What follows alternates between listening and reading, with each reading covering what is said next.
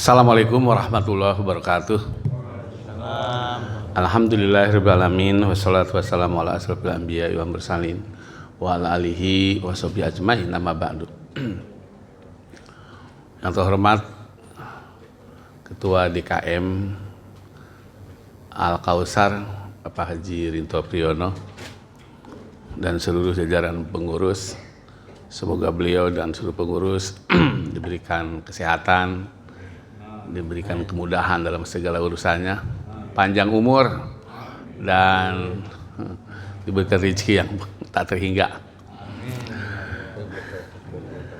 Yang terhormat Bapak-bapak, Ibu-ibu, ini wabil khusus masih pada sehat, alhamdulillah.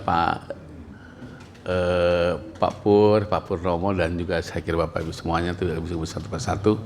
Mudah-mudahan subuh pagi hari ini ya kita diberikan kesehatan, sehat jasmani, sehat rohani, dan tetap segar, bugar gitu untuk terus dalam kehidupan sehari-hari ini lebih baik, terutama dalam meningkatkan keimanan, ketakwaan kita kepada Allah Subhanahu wa taala. Yang terhormat Pak Guru kita, Pak Ustadz Haji Ahmad Kosasih, yang sudah tidak asing lagi bagi kita, dan kemarin siang juga sebagai khotib dan imam di masjid sini gitu, dan kita tentu sangat familiar dan ya seperti memang kawan, sahabat gitu. Oleh karena itu memudahkan kita juga di dalam proses taklim ini untuk terbuka dan seterusnya. Bapak sekalian, kami informasikan juga di forum ini bahwa nanti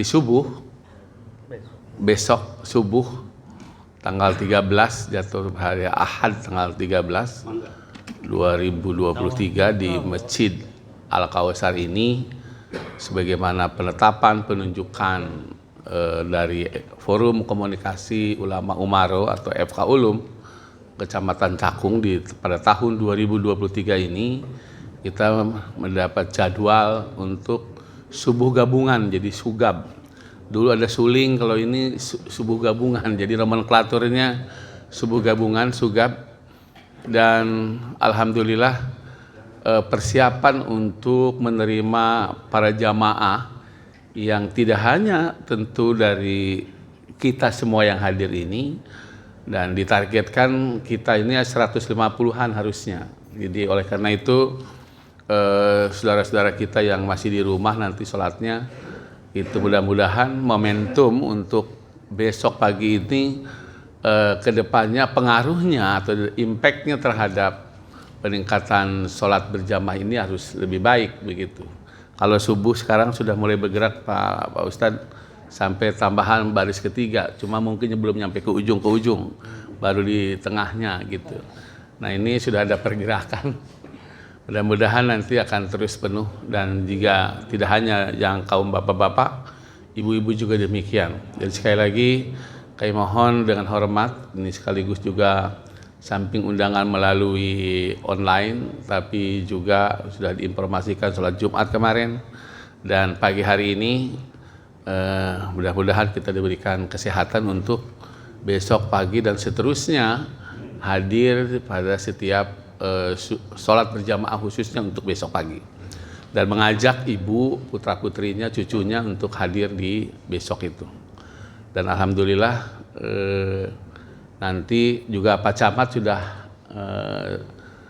bersedia untuk hadir, Pak dari Umaronya, Pak Lurah dan seluruh jajaran yang lainnya juga akan hadir. Pak Wakil Camat meskipun rumahnya di BSD juga biasanya hadir gitu. Baik itu Bapak sekalian, dan sebagaimana biasa topik kita yang akan kita bahas yaitu mengenai meluruskan hati kita gitu. Jadi memang penyakit hati dan seterusnya nanti kita melalui surat An-Nisa ayat 49 kita akan bahas itu, dan mari kita simak bersama kajian subuh ini, dan nanti biasa ada waktu untuk tanya jawab dan dipersiapkan baik bapak-bapak ibu-ibu, dan nanti ke depan kalau sekarang ini direkam untuk kebutuhan YouTube kita, dan mohon ini rajin-rajinlah itu subscribe, like and share dan komen begitu, dan disebar kemana-mana terus ke family yang ada di Papua Barat, di Papua mana gitu. Jadi sehingga sampai dari Sabang sampai Merauke gitu. Jadi harus diinformasikan karena kebaikan itu harus dikabarkan gitu. Nah ini kan juga salah satu kajian ini yang sangat penting, dan nanti hari Sabtu, hari Minggu besok, jadi kegiatan ini akan dipancar teruskan melalui live streaming. Wah itu luar biasa, nanti kita akan pantau berapa yang ikut gitu. Dan ini yang dilakukan oleh Al-Kautsar supaya kedepannya terus akan teknologi ini akan didekatkan supaya lebih mudah kita dalam mengakses ilmu dan seterusnya. Saya kira itu, dan mari kita buka kajian subuh pagi hari ini yang sama-sama baca basmalah. Bismillahirrahmanirrahim. Selanjutnya kami persilakan. Bismillahirrahmanirrahim. Assalamualaikum warahmatullahi wabarakatuh. Terima kasih kepada Bapak Dr. Syihabuddin Latif yang telah membuka acara ini. Kajian ini ya, mudah-mudahan beliau selalu diberikan keberkahan oleh Allah Subhanahu wa taala. Bismillahirrahmanirrahim. Alhamdulillahirabbil alamin wa bihi nasta'inu ala umuri dunya waddin, wassalatu wassalamu ala asyrafil anbiya'i wal mursalin Sayyidina wa habibina wa syafi'ina wa maulana Muhammadin wa ala alihi wa sahbihi ajma'in. Subhanaka la ilma lana illa ma 'allamtana innaka antal alimul hakim, wa la haula wa la quwwata illa billahil aliyyil azim. Rabbi syrah li sadri wa yassir li amri wahlul 'uqdatam min lisani yafqahu qawli, amma ba'du. Bapak dan ibu sekalian ya yang dimuliakan Allah Subhanahu wa taala. Alhamdulillah, puji syukur kita panjatkan kehadirat Allah Subhanahu wa taala. Pada pagi hari ini kita masih diberi berbagai macam nikmat oleh Allah Subhanahu wa taala, dan kita semua berharap mudah-mudahan kita termasuk umat yang masuk dalam doa Rasulullah, Allahumma barik li ummati fi bukuriha. Ya Allah, berkahilah umatku di pagi hari mereka. Salawat dan salam tak lupa kita sampaikan kepada Nabi kita Muhammad sallallahu alaihi wasallam beserta keluarga dan para sahabatnya. Dalam hadis lain Rasulullah mengatakan, orang yang satu hari dia tidak bertambah ilmu, maka tidak ada keberkahan bagi orang itu pada hari tersebut ya. Jadi mudah-mudahan kita selalu diberikan kekuatan, dorongan, keinginan untuk selalu bertambah ilmu, iman dan amal kita ya, semata-mata mengharap ridha Allah Subhanahu wa taala. Amin amin. Salat dan salam tak lupa kita sampaikan kepada Nabi kita Muhammad sallallahu alaihi wasallam beserta keluarga dan para sahabatnya. Bapak dan Ibu sekalian, bahasan kali ini masih melanjutkan kajian yang lalu ya, tentang bahaya penyakit sombong ya, dan faktor-faktor penyebabnya ya. Bahasan ini secara umum adalah bagian dari bahasan tentang tazkiyatun nafs ya, membersihkan jiwa ya. Ini sangat penting sekali Bapak dan Ibu sekalian. Yang lalu sudah kita bahas ya, bahkan Allah Subhanahu wa taala menjelaskan surga itu diperuntukkan bagi mereka yang di dunianya ya tidak ingin bersikap sombong ya. Bukan tidak sombong, bukan. Kalau tidak sombong bagus, tapi ini dia ingin saja tidak gitu. Sudah menyadari bahwa sikap sombong ini sesuatu yang tidak patut bagi diri kita ya, karena banyak kekurangan yang ada pada diri kita ya. Dan ini akan kita lanjutkan ya, bagaimana kita menyadari ya bahwa kekurangan-kekurangan itu tidak sedikit ya, yang tidak sepatutnya membawa kita pada kesombongan ya. Dan secara umum bapak-bapak, saudara-saudara sekalian, ya, kajian-kajian yang terkait dengan hal seperti ini sangat penting, ya, untuk menyelamatkan amal kita. Ya, tidak sedikit orang fokus pada kajian bagaimana memotivasi untuk berbuat baik, tapi tidak dibarengi dengan usaha bagaimana kebaikan yang sudah dilakukan itu bisa betul-betul terjaga di hadapan Allah. Karena memang di Quran sendiri disebutkan ada orang yang berbuat baik, ya, saat itu juga kebaikannya hilang. Ya. Bahkan Allah menyebut, ya, dalam surah Al-Baqarah, ya ayyuhalladzina amanu la tubtilu shadaqatikum bil manni wal adza kalladzi yunfiqu malahu ria'an nas wa la yu'minu billahi wal yaumil akhir. Wahai orang yang beriman, kata Allah, la tubtilu shadaqatikum bil manni wal adza. Jangan kau hilangkan, jangan kau batalkan pahala sedekah kalian atau pahala kebaikan-kebaikan kalian, ya, bil manni wal adza, dengan menyebut-nyebut, ya, dengan menyebut-nyebut kebaikan itu, menceritakan kebaikan itu kepada orang, ya. Wal adza, kalau konteksnya sedekah, kamu sedekah tapi menyakiti, itu membatalkan. Kemudian Allah membandingkan orang yang bersedekah dengan menyebut-nyebut dan membanding-bandingkan, kalladzi yunfiqu malahu ria'an nas. Itu seperti orang yang yunfiqu malahu, menginfakkan hartanya, ria'an nas, tujuannya untuk pamer kepada manusia. Wala yu'minu billahi wal yaumil akhir, dan seperti orang yang beramal tapi bukan karena Allah. Nah, ini bapak-bapak, saudara-saudara, Allah sudah jelaskan, ya, di awal, ya. Tidak semua yang kita lakukan itu menjadi kebaikan kita. Ada kebaikan itu berhenti di dunia saja, ya, dalam bentuk pujian orang, ya, dalam bentuk kebanggaan diri, ya. Tapi ada amal yang sampai akhirat kita akan diberikan. Pertanyaannya bapak-bapak, saudara-saudara, kita tahu nggak amal mana yang akan kekal yang sudah kita lakukan? Tahu nggak, Pak? Ibadah mana yang sudah diterima sama Allah? Kita nggak tahu, gitu masalahnya. Makanya kita harus berusaha mengikuti petunjuk-petunjuk Allah, bagaimana ibadah itu bisa diterima. Bahkan Imam Malik, ya, sejak seribuan tahun yang lalu sudah mengingatkan kepada kita, jangan hanya fokus pada aspek-aspek yang sifatnya lahiriah, ibadah fisik, jangan, ya, tapi perhatikan aspek-aspek ruhaniyah kita juga, ya. Seperti beliau mengatakan, man yatafaqqah wa lam yatasawwaf faqad tafassaq. Barang siapa yang hanya memperhatikan fikih, ya, memperhatikan ibadah zahir, walam yatasawwaf, tapi dia tidak memperhatikan sesuatu yang bisa membersihkan jiwanya, faqad tafassaq, maka biasanya orang itu cenderung menjadi fasik. Ibadahnya rajin, ibadahnya kuat, tapi fasik, Pak, masih benci sama orang, masih merasa benar sendiri, orang lain kecil, orang lain salah. Merasa suci, ini sebenarnya kita bahas ini, merasa suci itu dikecam betul sama Allah.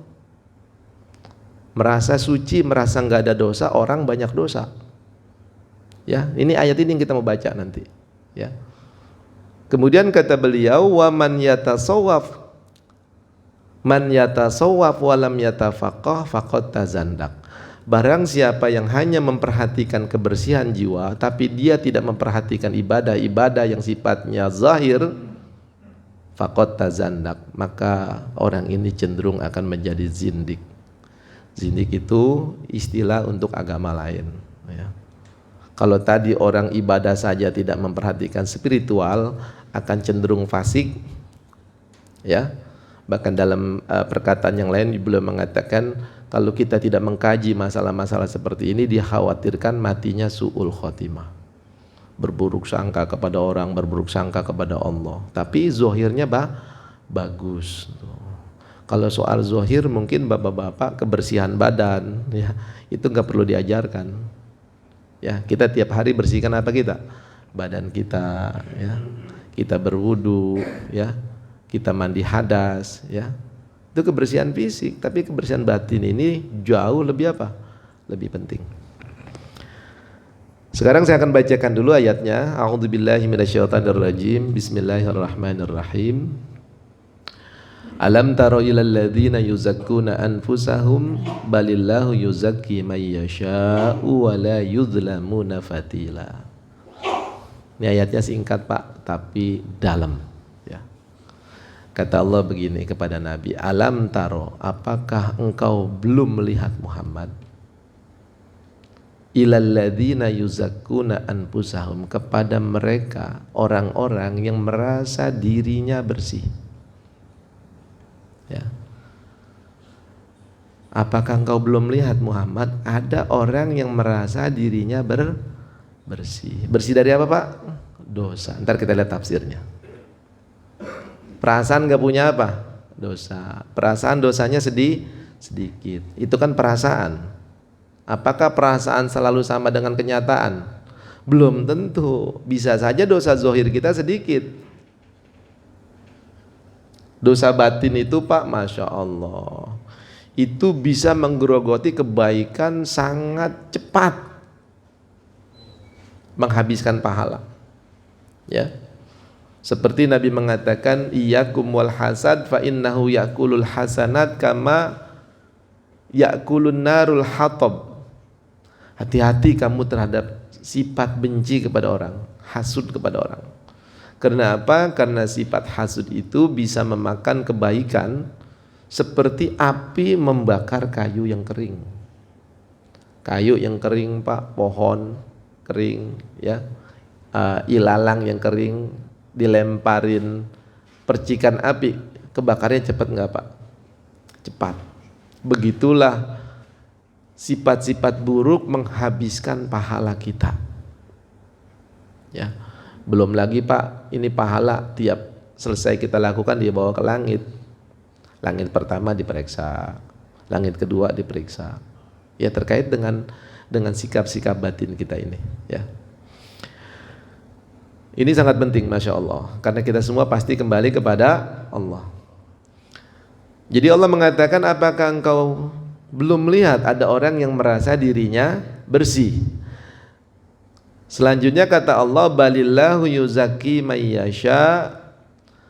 Bahkan atau seharusnya masalah kebersihan jiwa seseorang, kebersihan diri seseorang dari dosa itu, ya, itu urusan Allah.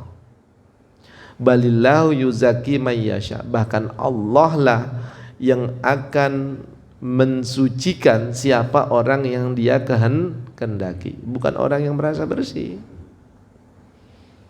Orang yang bersih itu kata Allah, orang yang dibersihkan dirinya dari dosa dan dibersihkan dirinya dari sifat-sifat apa? Buruk, sifat-sifat tercela. Itu berarti orang yang disucikan oleh Allah. Nabi Muhammad Pak, jangankan sama orang baik, sama orang yang berlaku jahat kepada dia saja masih diapain Pak? Bukan hanya dimaafkan, diberikan kebaikan. Masya Allah. Itu sama orang yang jahat, apalagi sama orang yang apa? Baik. Makanya kata Allah, Nabi Muhammad itu akhlaknya bukan terpuji. Nabi Muhammad itu akhlaknya di atas akhlak terpuji.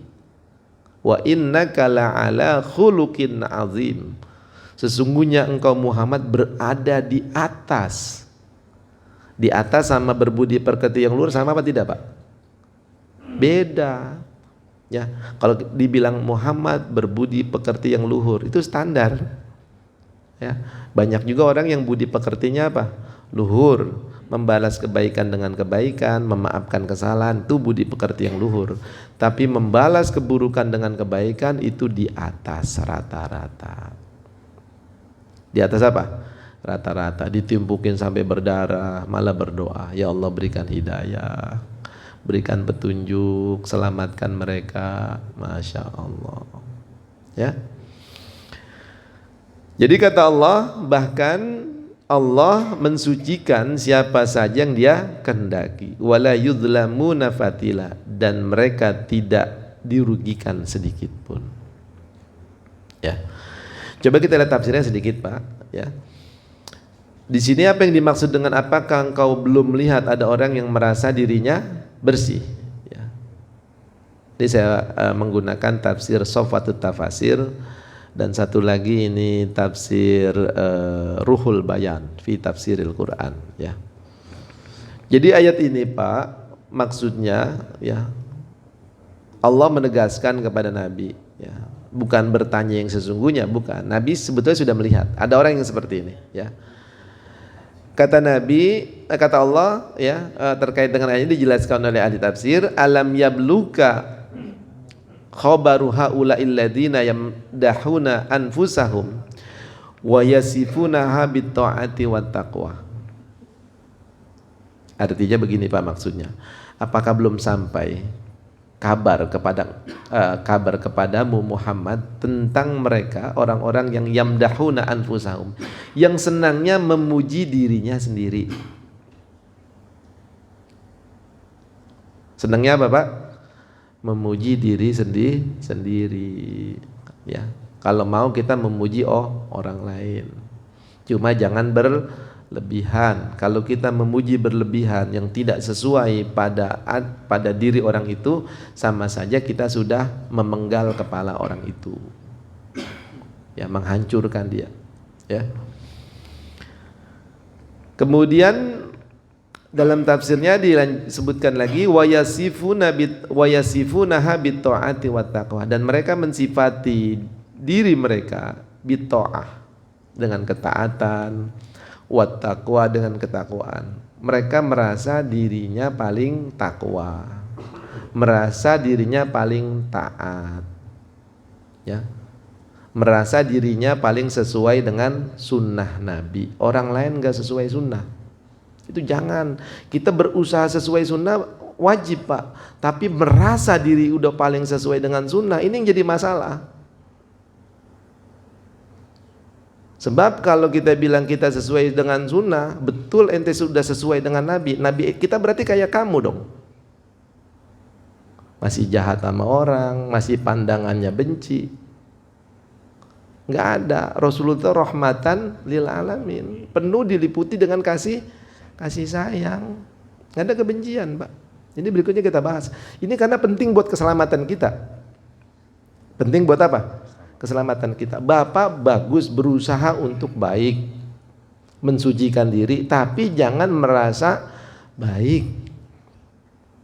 Wala tamnun tastakthir, jangan merasa sudah banyak berbuat baik, jangan. Ya. Nah, ayat ini Bapak-bapak disebutkan dalam kitab tafsir Ruhul Bayan, ya. Sebetulnya ayat ini terkait dengan sikapnya orang Yahudi dan Nasrani, ya, yang dalam ayat lain mengatakan nahnu abnaullahi wa ahibba'u, kami ini adalah anak-anak Tuhan, kami anak-anak Allah dan orang-orang yang paling dicintai Allah. Ngomong begitu sama Nabi dia, ya. Kamu ini siapa Muhammad? Yang anak Tuhan itu siapa? Kita. Tapi kelakuannya tidak sesuai. Tuh. Nah, dijelaskan di sini Bapak-bapak dan saudara-saudara dalam tafsir Ruhul Bayan, wal lafzu amun. Ini lafaznya umum ayat ini, enggak hanya berlaku orang Yahudi. Ya. Itu yastamilu kullaman tazakka, kullaman zaka nafsahu, ya. Itu meliputi, ya, setiap orang yang merasa dirinya bersih, ya. Wa wasafaha biziyadati taqwa wat ta'ah wa zulfa indallah, dan mensifati dirinya, ya, dengan merasa takwanya itu paling apa? Paling takwa, ya. Kemudian wat ta'ah, taatnya paling taat, wa zulfa, dan merasa paling dekat dengan Allah. Jadi, Pak, apa yang kita lakukan saat ini adalah sesuatu yang kita berusaha mendekatkan diri kepada Allah. Berusaha. Kalau kata Quran begini Pak, innallaha qaribum minal muhsinin. Allah itu dekat kepada orang yang berbuat baik. Innallaha yuhibbus sabirin. Allah itu mencintai orang yang sabar. Kalau kita mau dekat dengan Allah, kalau kita mau dicintai Allah, diantaranya Bapak berbuat baik, tulus. Berbuat baik tulus, ya, menjaga kesabaran, itu dicintai Allah Subhanahu wa taala. Kemudian kita lanjutkan, balillahu yuzaki mayyasha. Padahal urusan suci itu urusan siapa Pak? Allah. Bahkan Allah yang mensucikan siapa yang dikehendaki, ya. Ailaisal amru bitazkiyatihim. Masalah kesucian itu Pak bukan urusan kita nih. Kita tahu kita suci apa enggak bukan urusan siapa? Bukan urusan kita, ya. Bal bitazkiyatillah, ya, tapi itu yang menentukan orang ini baik atau tidak, orang ini suci atau tidak, itu siapa Pak? Allah Subhanahu wa taala, ya. Jadi ini Pak, karena sifat-sifat begini akan membawa orang pada kesombongan. Kalau udah punya perasaan paling benar, paling suci, ya, paling baik, itu berimplikasi, ya, pada mindsetnya. Orang lain kesuciannya dibawa. Padahal salah satu sifat takabur itu diantara maknanya seperti yang disebutkan Nabi. Kenali sombong, ya. Sombong itu cirinya dua. Yang pertama kata Nabi, sombong itu mengecilkan orang lain, membesarkan diri, mengecilkan orang. Yang kedua, sombong itu salah satu cirinya adalah menolak kebenaran, ya. Jadi kalau ada kebenaran, ya, yang disampaikan tidak diterima. Karena apa? Karena gengsi kalau orang bilang. Karena apa? Gengsi, ya. Itu sombong. Nah, jadi sampai di sini dulu Bapak-bapak. Ini diantara beberapa penyebab sombong. Kemarin yang pertama merasa baik, ya. Ana khairun minhu. Seperti yang diucapkan siapa? Iblis, ya. Iblis nggak mau hormat kepada Adam karena merasa dirinya lebih baik, ya. Itu tinjauannya apa iblis, ya, primordialisme, ya, asal usul kejadian. Khalaqtahu khalaqtani min nar wa khalaqtani min nar wa khalaqtahu min tin. Aku kan diciptakan dari api, Adam diciptakan dari tanah. Adam baru kemarin, aku lebih dulu. Itu yang bikin iblis sombong, merasa diri lebih baik, ya. Kalau yang sekarang kita bahas, merasa diri lebih suci, lebih bersih. Jadi ibadah saja Pak, dengan terus merasa diri ini banyak apa? Kekurangan, banyak kesalahan, banyak dosa, supaya kita terus menerus meminta ampun kepada Allah. Seperti yang disabdakan Nabi, demi Allah aku setiap hari tidak kurang 100 kali meminta ampun kepada Allah. Nabi Muhammad berapa kali Pak? 100 kali. Padahal kesalahannya ada apa tidak? Tidak. Nah kita ini Pak yang banyak salah, harusnya jangan 100. Harusnya berapa kali? 1000 juga masih kurang. Karena setiap hari kita ngomong itu lebih dari 18.000 kata-kata Pak. 18.000 kata-kata, kalau salahnya separuh berarti berapa? 9.000. Kita istighfarnya berapa? 1000. Itu baru kata-kata, belum mata, belum pikiran, belum pendengaran dan lain sebagainya. Wallahu a'lam bissawab. Silakan kita lanjutkan dengan tanya jawab. Saya kembalikan kepada MC kita Bapak Dr. Syihabuddin Latif. Terima kasih Pak Ustadz, Bapak sekalian. Demikian tadi pengantar materi kita sampaikan. Tadi ini materi ini menjadi menarik kan, ini persoalan hati, persoalan keseharian kita. Tadi disampaikan bahwa jangan pahala itu hilang seketika karena tidak dijaga hati kita, terutama atau tadi membandingkan kebaikan diri lebih baik, orang lain tidak berbaik, kemudian pamer kebaikan, pamer dan seterusnya, dan itu menunjukkan juga ketidakikhlasan gitu. Kalau yang tidak ikhlas itu, orang yang dikatakan ikhlas itu kalau kebaikan, apa yang dilakukan hal yang positif itu tidak diberitahu orang, tidak dikasih tahu orang gitu, karena kita hanya berharap gitu, hanya berharap ridho Allah begitu. Nah ini bahkan kalau orang ikhlas tidak ikhlas itu ukurannya mungkin untuk menambahkan tadi sampaikan seperti analoginya orang buang air besar gitu. Orang buang air besar itu kan nggak pernah kita cerita seperti apa prosesnya, besarnya kayak apa, jumlahnya seperti apa, besarnya, diem terus, dan itu lega setelah selesai itu. Orang ngebet gitu ya, selesai itu lega, tenang, nyaman gitu. Nah itulah kira-kira begitu harusnya.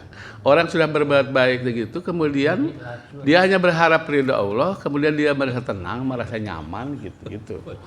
Tapi kalau orang diceritakan kepada orang itu kan juga lucu juga begitu. Nah oleh karena itu kira-kira gambarannya kalau orang ikhlas itu begitu. Baik Bapak sekalian, karena ini persoalan kita, diri kita masing-masing, dan kita bisa share. Tadi sudah digambarkan seperti apa. Karena itu kami persilahkan untuk termin pertama 3 orang. Silakan yang mengawali pertanyaannya to the point langsung gitu. Mungkin ibu-ibu dulu kami persilahkan Bu. Di sebelah kanan saya nomor 4 itu silakan sudah angkat tangan gitu. Ya. Silakan Ibu Nusroh. Ibu Ustazah, Bu Yusuf, Bu Icis. Nah, nomor 5 Bu Icis duduknya barisannya. Silakan Bu. Sambil menunggu ibu-ibu, silakan Bapak dulu. Pak Warjito. Ya. Berikutnya Pak Armen. Ya. Oke. Ibu sudah ketemu? Ya, nanti di termin kedua ya Bu. Silakan Pak Hatta. Oh Bapak, punten. Pak Edi.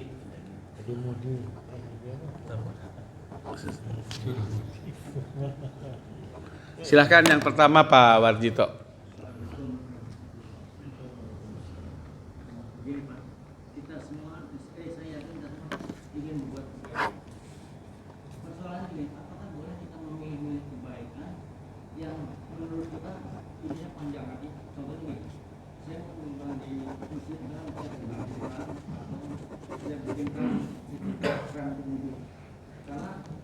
Banyak juga yang mengatakan nanti sampai tanggal itu sama itu tak ya untuk beberapa tahun pahalanya terus berarti kita mau milih-milih jadi pilih yang terbaik nah boleh baik terima kasih.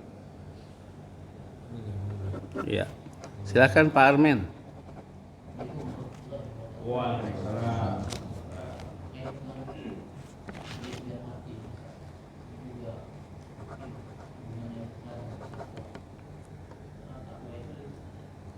Ini mesti ini ada mic. Mana ini jadi mana?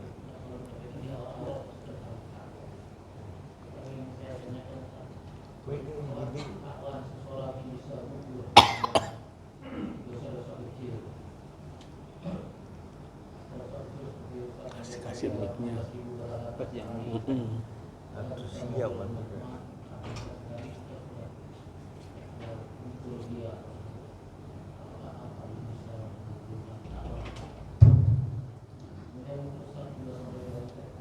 Ntar Pak Armen pakai mic Pak. Adanya Pak. Saya berusaha mobil. Yang dari awal Pak, yang awal Pak. Baik, Ustaz. Yang ingin saya tanyakan masalah ketakwaan atau kebersihan hati. Apakah dosa-dosa kecil atau kita sadari bisa menggugurkan ketakwaan seseorang? Karena yang Ustaz sampaikan tadi dalam seharian kita ada 15.000 kata-kata yang kita sampaikan.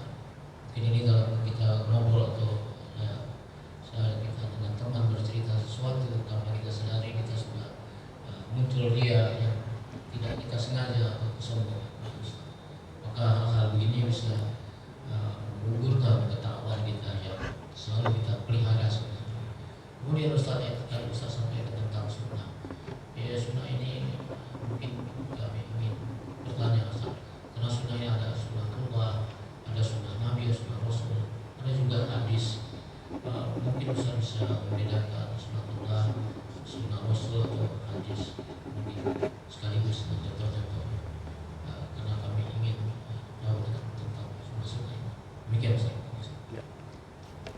Makasih Pak Armen, 2 pertanyaan. Berikutnya Pak, silakan. Mic-nya.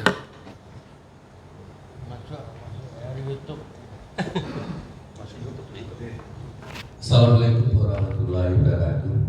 Terima kasih atas kesempatan yang saya tanyakan kepada Pak Ustadz. Gimana berikan infak atau sedekah kepada masjid maupun mana? Karena kalau kita lihat kebiasaan terutama di kampung saya ya Pak, pada hari Lebaran itu orang berikan infak itu dari selalu 10 juta, ini 2 juta gitu. Dilapaskan disampaikan kepada orang banyak. Sedangkan berikan infak sedekah sebaiknya kan tangan kanan memberi, tangan kiri tidak tahu. Ini gimana hukumnya? Terima kasih. Sudah. Mata. Nanti udah 3 orang. Udah 3. Pak Privilege Udah. kesian. Pak Hatta satu lagi. bawa satu lagi Pak Hatta. Dia sering nggak kebagian maksudnya. Iya. Aktif sering ketinggalan ini. Iya. Assalamualaikum warahmatullahi wabarakatuh. Terima kasih Pak Ustaz. Minggu lalu saya pernah nanya, saya nggak puas juga Pak. Iya. Yang surat Al-Asri. Iya. Dia udah mengingatkan demi masa itu kan ada. Demi masa itu kan kita nggak tahu Pak. Suatu waktu itu nggak sadaran ini yang membuat hati kita gundah gulana. Yang membuat risau selalu kan, tidak sadar lagi apa yang digoda setan, apa memang keadaannya apa adanya. Ini biasa. Baik. Terima kasih. Ini jadi 4 sekaligus.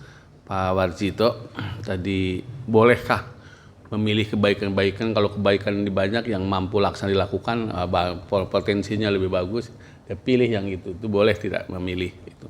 Kemudian yang ke Pak Armen terkait dengan takwaan itu kebersihan hati, ada beberapa hal yang ada stressingnya. Kemudian juga di situ ada beda sunatullah sama sunnah rasul gitu.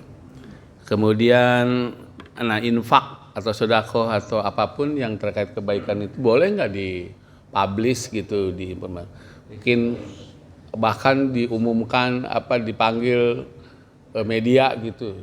Ini ya gitu. Tadi ada memang niatnya untuk supaya memberikan contoh begitu. Ada juga memang kalau niatnya ria gitu mungkin begitu. Nanti mungkin. Kemudian Pak Hatta, ini lagi-lagi terkait dengan surat Wal Asri ini, demi masa itu yang dimaksudnya supaya ada pencerahan pendalaman di situ. Kami silakan.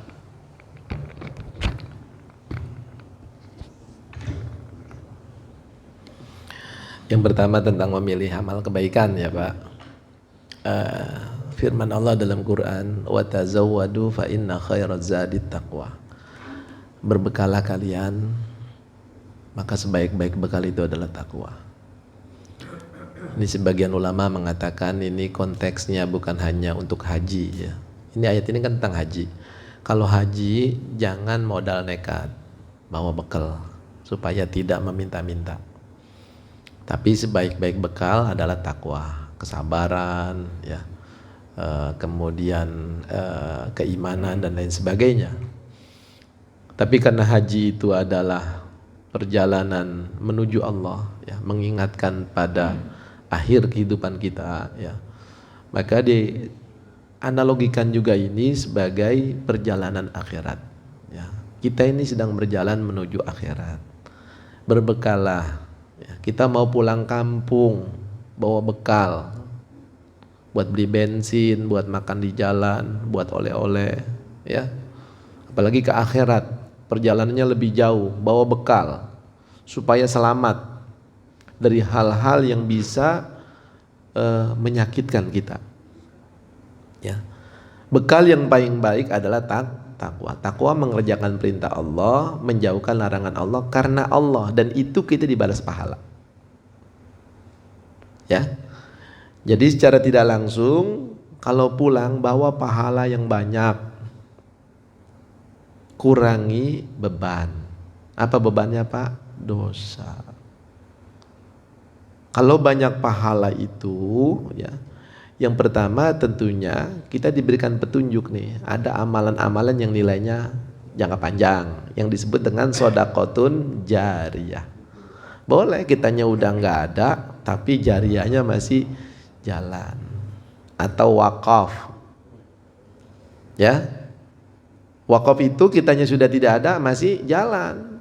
Inna nahnu nuhyil mauta wa naktubu ma qaddamu wa atharum. Yang Allah catat bukan yang kita perbuat, tapi yang jadi peninggalan kebaikan kita.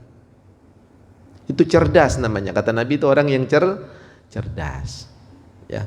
Walaupun secara kuantitas, ya, besar kecilnya satu amal itu juga disesuaikan dengan potensi yang ada pada orang yang melakukan amal kebaikan itu.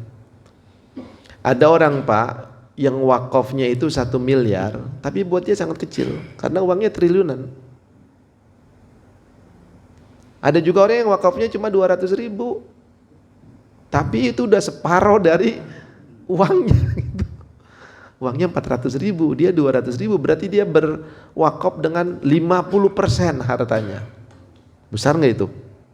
Besar, walaupun secara kuantitas dibandingin 1 miliar kecil. Jadi itu penting. Tapi ada hal lain yang juga harus kita perhatikan. Seperti yang Allah sebutkan, "Faman ya'mal mithqala dzarratin khairan yarah." Atau sebelumnya, "Wa may ya'mal mithqala dzarratin syarran yarah." Wa may ya'mal mithqala dzarratin khairan yarah. Sekecil apapun kejahatan, kalau tidak ditaubatkan, kamu bakal lihat nanti.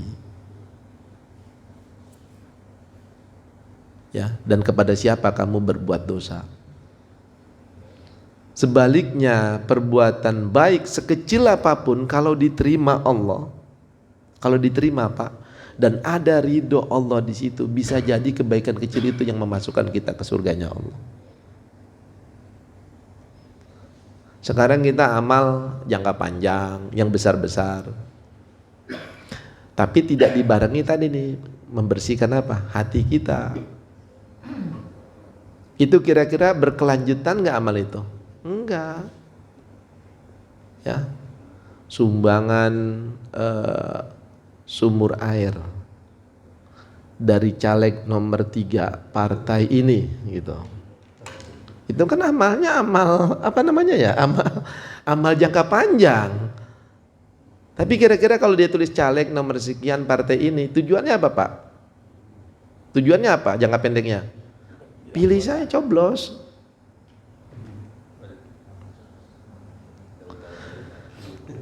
Makanya ada kisah, Pak. Itu ada seorang arif billah namanya Jalaluddin Rumi, sangat terkenal. Itu orang-orang barat kaji itu pikiran-pikiran beliau, orang Turki ya. Jalaluddin Rumi. Itu ketika beliau meninggal, Pak, diimpiin sama murid-muridnya. Ya, ditanya itu, dilihat dalam kuburnya dapat fasilitas yang luar biasa.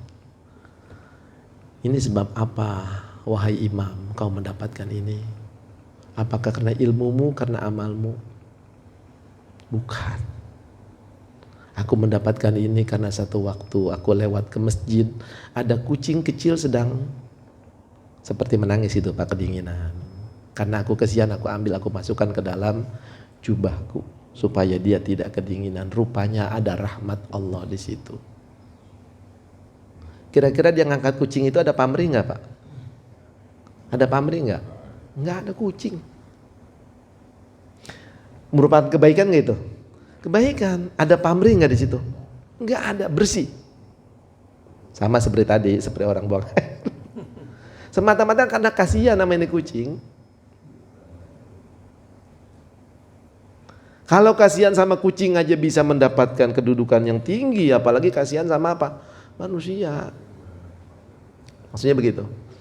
Jadi amal seperti itu, Pak, perhatikan ya. Kalau Quran tuh baca suratul Ikhlas, sholat berjamaah, ya. Ibadah sekali waktu datanglah ke Masjidil Haram, gitu. Tapi tadi dibarengi juga dengan niat yang tulus supaya besarnya dapat, langgengnya dapat. Tapi ini Pak, bukan berarti kalau kita amal, bukan berarti nggak boleh diketahui orang. Sebab ada amal-amal yang mau nggak mau diketahui orang. Ya, seperti Bapak sholat berjamaah, orang tahu nggak? Pasti tahu, kelihatan. Ya, kita baca Quran, kelihatan itu cuma puasa. Disebut boleh nggak? Seperti pertanyaan Bapak siapa tadi Pak? Quran udah jawab Pak, intubdu khairon au tukhfuhu khairon. Sedekah itu Pak, terang-terangan disebut sama orang khairon. Apa artinya khairon? Baik. Au tukhfuhu khairon, kamu sembunyikan juga baik. Jadi disembunyikan nama ditunjukkan sama-sama baik. Yang nggak boleh kan Pak niatnya. Kalau Bapak nggak mau disebut, takut niatnya begini niatnya nih. Saya ntar kalau disebut, ntar dibilang nggak ikhlas lagi sama orang. Nah itu udah nggak bener juga. Karena takut dibilang nggak apa, nggak ikhlas. Udah kalau nggak disebut, udah nggak usah disebut ya hamba Allah saja. Ya nggak usah pakai RT aman blok Pak, dari hamba Allah blok H nomor.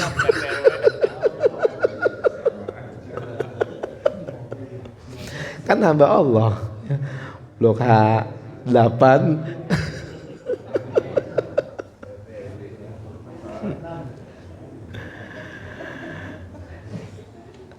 wa may ya'mal mithqala dzarratin khairan yarah. Sekecil apapun Pak kebaikan, kalau di situ ada ridha Allah, masya Allah. Ya, saya yakin banyak amalan-amalan yang Bapak udah lupakan, nggak kepikir-pikir. Ya, insya Allah begitu. Dan nggak usah takut Pak, mau dilihat orang, mau disebut orang. Yang penting hati kita. Ya, dan yang penting kalau nggak disebut jangan marah. Ya, itu kenapa itu panitia salah sebut? Ya, itu bukan. Iya, itu bukan Pak Saifuddin Latif, itu Pak Syihabuddin Latif, salah sebut itu.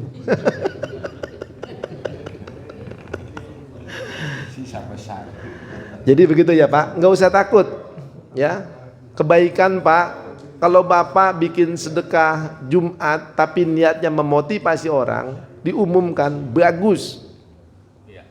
Kalau dibilang tadi intubdu khairon, terang-terangan bagus. Ya, wa intukhfu khairon, kau sembunyikan sedekahmu juga bagus. Yang kagak bagus kagak sedekah. Nah, ya itu luar biasanya Pak Al-Quran, masya Allah. Ya, jadi terang-terangan sama sembunyi-sembunyi itu nggak ada hubungannya sama apa? Nggak ada hubungannya sama ikhlas atau tidak. Karena ikhlas atau tidak itu urusannya Bapak, urusan kita sama Allah. Pak, saya udah ikhlas Pak. Nggak apa-apa, saya ikhlas kok bantu Bapak. Ikhlas nggak itu?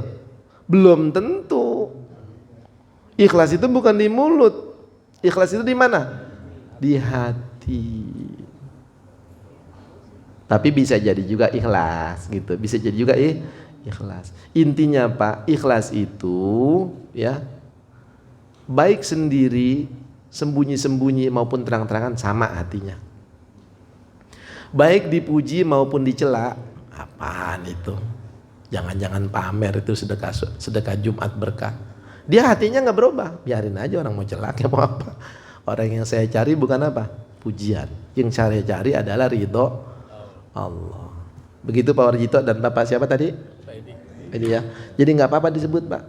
Yang penting jangan di hatinya berubah, biasa aja disebut nggak apa-apa, nggak disebut juga nggak apa-apa. Ya. Kalau untuk akuntabilitas disebut ya, panitia wajib betul menyebut ya. Bentuk tanggung jawab ya. Kemudian Pak Armen ya tentang bermacam-macam sunnah ya. Ada sunnatullah, ada sunnatur Rasulillah. Ini sepertinya nanyanya harusnya kemarin, karena materi tentang khutbah kemarin ya. Ditanyanya sekarang ya. Jadi sunnah itu Pak, jalan hidup. Jalan hidup Rasulullah. Kalau sunnatur Rasulillah berisi apa Pak? Ada ucapan, ada perbuatan, ada ketetapan, ada cita-cita. Jadi sunnah Nabi itu Pak bukan cuma hadis, ya, bukan cuma ucapan, tapi bahkan diamnya Nabi nggak lakukan jadi sunnah. Nabi nggak lakukan, dikerjakan enggak, tapi Nabi tidak melarang, diem. Namanya sunnah takririyah. Seperti sholat sunnah sebelum maghrib. Kata Sayyidina Ibnu Umar, dulu kami di masa Rasulullah ada itu sholat 2 rakaat sebelum maghrib. Kunna nusolli qablal maghrib rakaatain. Ya, Rasulullah melihat kami. Kalau Rasulullah melihat kami berarti kan dia nggak kerjain itu Rasulullah. Karena dilanjutkan, Rasulullah lam ya'murna wa lam yanhana. Rasulullah ngelihat kita sholat, nyuruh juga enggak, tapi ngelarang juga tidak. Makanya sesuatu yang tidak dilakukan Rasulullah Pak, tidak bisa digeneralis itu tidak boleh dilakukan, nggak bisa, jangan. Kecuali yang Rasulullah larang. Kalau yang Rasulullah larang udah jangan ditawar. Tapi yang Rasulullah tidak lakukan jangan dibilang itu larangan. Jangan dibilang apa? Larangan. Banyak contoh-contohnya Pak. Ya, bahkan Umar sendiri berani menabrak yang tidak dilakukan Rasulullah. Apa itu Pak? Bukuin Quran. Abu Bakar nggak mau. Jangan, itu Rasulullah tidak pernah lakukan. Mendingan kau suruh aku pindahkan gunung Uhud daripada melakukan sesuatu yang tidak dilakukan Rasulullah. Tapi Umar cerdas Pak. Kalau semua yang hafal Quran meninggal, siapa yang bisa bawa Quran sampai kemari? Hijriyah Pak, kalender Hijriyah. Itu kan Umar, banyak sebetulnya. Bahkan yang sepertinya bertentangan dengan Quran. Umar pernah Pak tidak membagikan rampasan perang kepada sabilillah. Orang-orang yang perang itu nggak dikasih lagi. Itu sahabat pada protes Pak. Umar, bahasa kita gila engkau Umar. Orang perang kagak dikasih. Kata Umar, itu dulu mereka nggak digaji. Sekarang diapain? Digaji. Makanya saya pernah datangin sekolahan di sebelah rumah saya, ngumpulin zakat. Saya tanya, Pak ini zakat bakal siapa? Bapak kumpulin dari murid-murid. Kalau bakal guru nggak boleh Pak. Karena guru di Jakarta gajinya gede, ngapain zakat fitrah dikumpulin dibagiin ke guru? Betul tidak? Kalau Bapak kumpulkan bagikan ke orang miskin sini atau di mana silakan. Kasihan nanti Bapak, saya bilang gitu. Ya. Kalau sunnatullah Pak, qad khalat min qablu walan tajida li sunnatillahi tabdila. Ketentuan Allah terhadap manusia terkait dengan perilaku mereka. Contohnya begini Pak, ya, ketentuan Allah ya kepada perilaku manusia. Barang siapa yang memimpin dengan adil akan dicintai rakyatnya. Kalau kamu jadi warga yang baik, maka lingkunganmu akan aman. Itu ketentuan Allah. Ya. Orang yang berbuat baik akan berkesudahan baik. Orang yang berlaku jahat akan berkesudahan jahat. Sunnatullah, udah diceritain nama Allah. Tinggal kita pilih. Kita mau kesudahan kita baik atau buruk, ikutin aja itu. Makanya di Quran Pak, enggak semua yang baik-baik aja diceritakan, tapi yang jelek-jelek diceritain juga. Quran enggak cuma cerita para nabi, tapi cerita tentang Fir'aun, tentang Abu Jahal, tentang Abu Lahab. Abu Janda nggak ada, ya.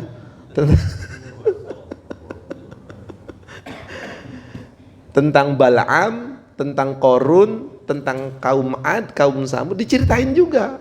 Itu sunnatullah. Kalau kamu berlaku seperti mereka, kesudahannya sama. Itu sunnatullah. Sudah tulisannya Allah begitu. Dan itu nggak bisa dirubah. Sama seperti beredarnya benda-benda langit. Dia nggak akan keluar dari garis edarnya. Itu namanya takdir. Namanya apa? Dzalika takdirul azizil alim. Kalau sedikit aja keluar dari garis edar, bencana, Pak. Sama kalau manusia keluar dari sunnatullah, bencana. Ya. Termasuk kita nikah, itu sunnatullah dan sunnah Rasulullah. Karena manusia diberikan apa, Pak? Diberikan potensi untuk hidup bersama, tuh lawan jenis, ya.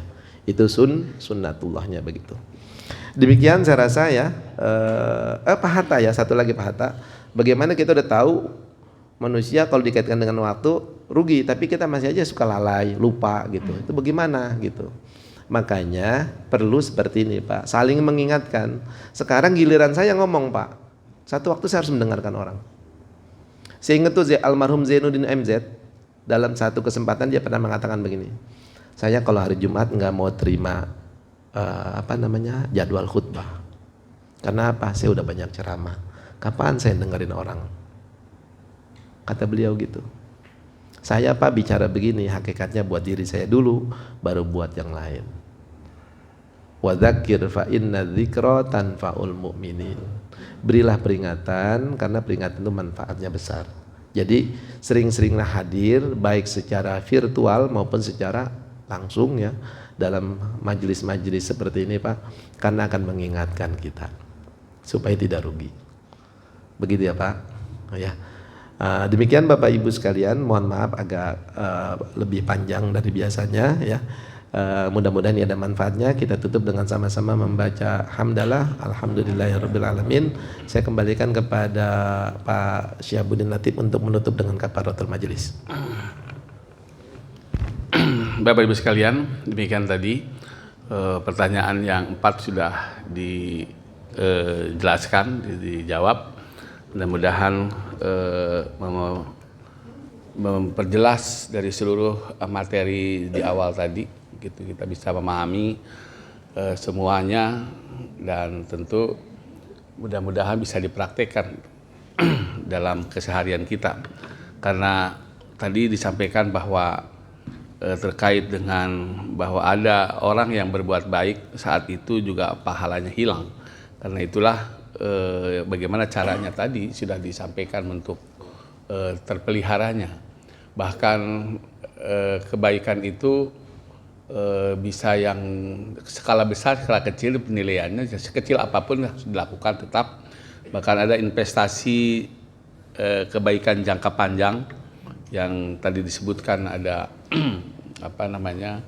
amal jariah gitu, sedekah dan seterusnya.